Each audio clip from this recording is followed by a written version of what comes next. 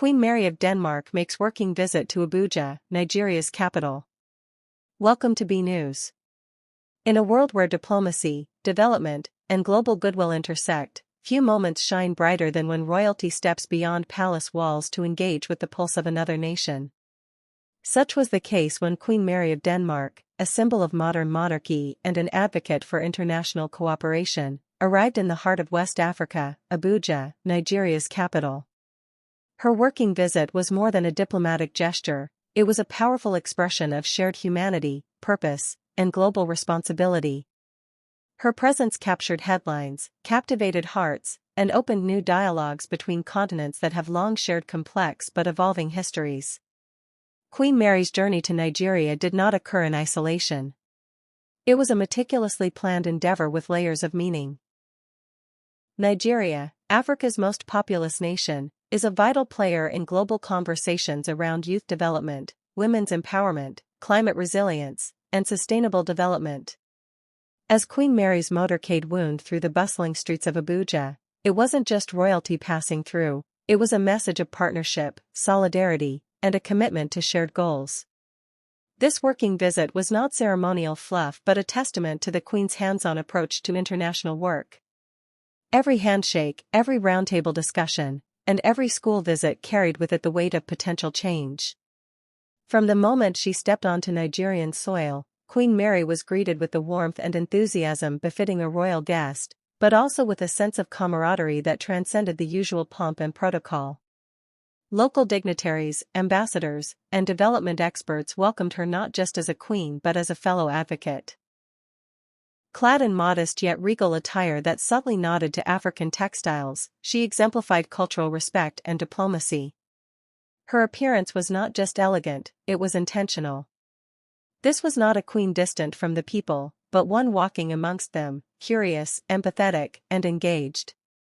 Central to Queen Mary's mission in Nigeria was her dedication to gender equality, maternal health, and children's welfare, causes she has championed for decades. Her visit to local healthcare centers, including maternity wards and rural clinics, was a poignant reminder of the critical gaps in access and infrastructure that many Nigerian women face.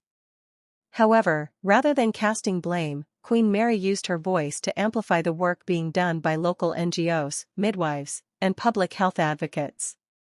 Her conversations with young mothers were heartfelt, grounded, and surprisingly unfiltered. She listened. She asked questions. She comforted. And most importantly, she carried their stories with her. Not as tales of pity, but as beacons of resilience.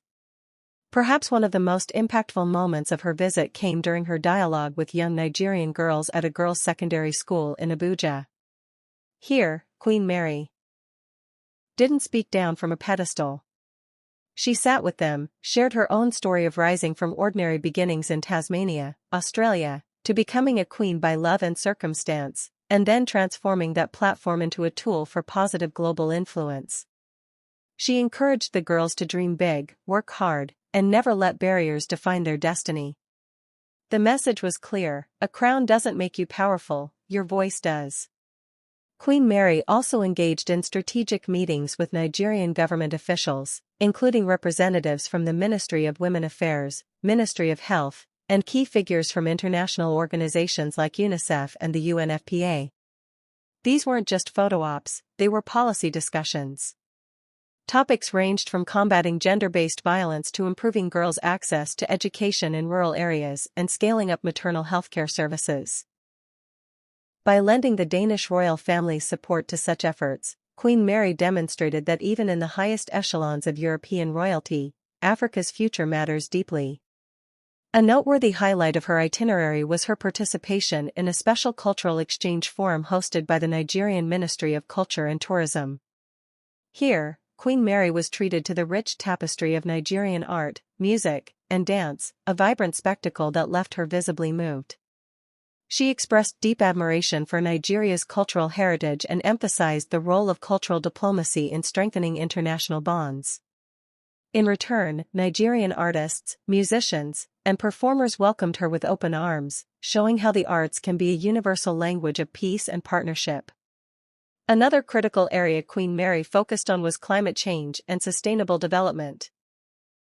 During her visit, she participated in a joint panel discussion on environmental resilience with local Nigerian climate activists and Danish environmental NGOs operating in West Africa. Her insights highlighted Denmark's commitment to green partnerships and Nigeria's growing efforts in sustainable urban planning, waste management, and clean energy. The discussion offered a blueprint for future collaboration and underscored Queen Mary's broader role as a global voice for climate justice. In her meeting with young Nigerian entrepreneurs and innovators, Queen Mary took a keen interest in youth-led startups, particularly those focused on health tech and education. Her curiosity was genuine as she interacted with developers and social entrepreneurs who are using digital solutions to tackle local challenges. By validating their work through her royal platform, she inspired not just those present in the room but a whole generation watching online and on television. Security was understandably tight during her visit, given Nigeria's complex security environment. Yet Queen Mary's schedule reflected a courageous willingness to step into real communities, including areas outside the traditional comfort zones of visiting dignitaries. Accompanied by local officials and Danish security personnel, she made several low-profile but impactful visits to local women's cooperatives and community centers. These visits, often untelevised and without large media entourages, showcased her true commitment to seeing the realities behind the headlines.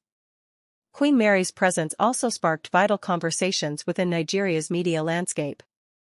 Local newspapers, radio shows, and digital platforms buzzed with coverage that went beyond sensationalism. Journalists reported on the core issues of her visit: healthcare, education, empowerment, providing much-needed visibility to grassroots efforts. The narrative wasn't about royalty for royalty's sake, it was about leadership meeting local ambition. It was about international figures using their influence not to lecture but to listen and to collaborate. The Danish ambassador to Nigeria underscored the significance of the visit, stating that it marks a renewed chapter in Danish-Nigerian relations. While trade and diplomacy are foundational, the ambassador emphasized how Queen Mary's visit elevated humanitarian collaboration and people-to-people connections. It was a reminder that diplomacy today must be holistic, not just about treaties and trade deals, but about shared values and tangible progress. As Queen Mary wrapped up her official engagements, she delivered a closing statement during a formal press event at the Danish embassy. Her words were heartfelt: "Nigeria is a land of immense strength, culture, and potential. I leave here inspired, hopeful, and more committed than ever to building bridges that last." Her tone was not rehearsed royalty, it was sincere leadership. And the audience, filled with media, dignitaries, and Nigerian changemakers, responded with resounding applause. In the aftermath of her departure, the effects of her visit continue to ripple. Community organizations she met with have reported increased attention and donations. Government officials have pledged renewed efforts on the issues she highlighted. And among young Nigerians, especially girls, Queen Mary's visit has become a symbol of what's possible when worlds meet with mutual respect and shared dreams. For them, she wasn't just a queen, she was a partner in progress. On social media, the hashtag Queen Mary in Nigeria trended for days. From TikTok to X, formerly Twitter, people across the continent shared snippets, reflections, and fan-made content celebrating the visit.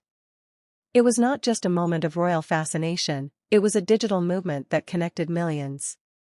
Influencers, thought leaders, and youth activists added their voices, many calling for more such global partnerships that are grounded in action rather than ceremony. Queen Mary's visit to Abuja serves as a blueprint for modern royal diplomacy. It wasn't about grand balls or castles, it was about purpose, presence, and progress. In a world often divided by borders, inequality, and mistrust, this visit reminded us that true leadership listens first. That true influence is earned, not inherited. And that real change begins when people from vastly different worlds come together not to compete, but to collaborate. As Denmark and Nigeria now look ahead to the future, the legacy of Queen Mary's visit is likely to endure. It may be in the form of new programs, enhanced diplomatic ties, or simply the powerful stories she helped bring to light. But one thing is certain, this was not the end of a conversation. It was the beginning of a stronger relationship built on mutual respect, shared goals, and a vision of a world where borders do not limit progress. And so, as the sun sets on this momentous chapter, we are left with a question that reaches beyond royalty and geography. What might our world look like if more leaders led with empathy, curiosity, and a willingness to truly listen, just like Queen Mary did in Abuja?